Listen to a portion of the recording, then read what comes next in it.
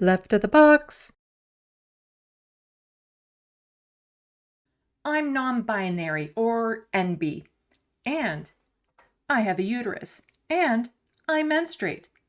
I do not identify as a woman. Why inclusive language matters.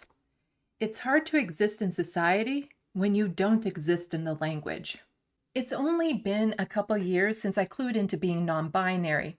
In some of my first videos, you can even see a sign in the background that says, "I am woman, hear me roar." Actually, just hear me. But calling myself a woman felt forced. Fake it till you make it, imposter syndrome type stuff. I've always been non-binary. But when I was a kid, the language didn't exist to express how I felt. It's only when I started to hear it on a wider scale that I figured it out. It's still hard for me to exist as who I am when there's a lack of gender-neutral terms. I'm not a woman, and I menstruate. When talking about issues around reproductive rights, they directly affect MBs like me and trans men. Society is working on coming up with a term that would include all who can get pregnant. Also, keep in mind, there's no gender-neutral term for people who provide the sperm either.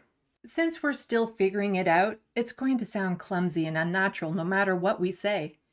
People who can get pregnant works, but English speakers are lazy and we want something that's shorter that would get the point across. But I'm kind of with Anna on this one. Birthing people? I'm not keen on that. Sounds like something from a sci-fi novel. However, if it's what society settles on, so be it.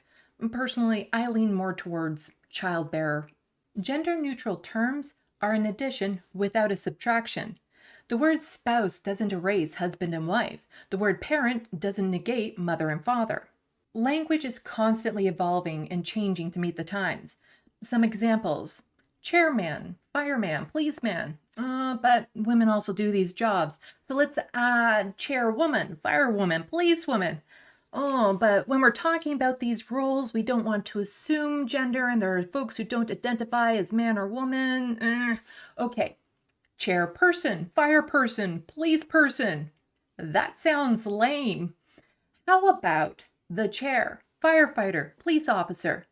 These include all genders, and people are still free to use man or woman in their titles. How will these terms be settled on? I don't know, it just kind of happens. Where was the survey that selected Karen for Karens?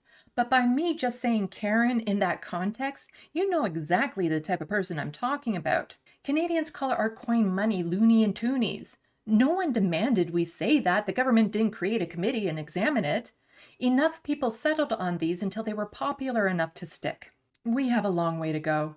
While there's terms floating around, there's no widely accepted neutral versions for boyfriend, girlfriend, uncle, aunt, mummy, daddy, sir, madam, Mr., miss, and so on. I go by she, her pronouns primarily because I present female, so it's less confusing, and I'm not keen on using they, them for myself.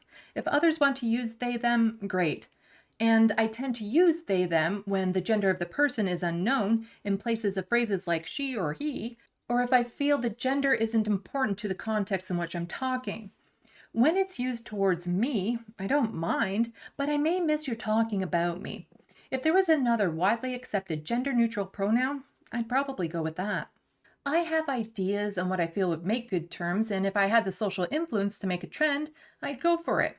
Like for pronouns, I'd use per and pers, like the first part of person.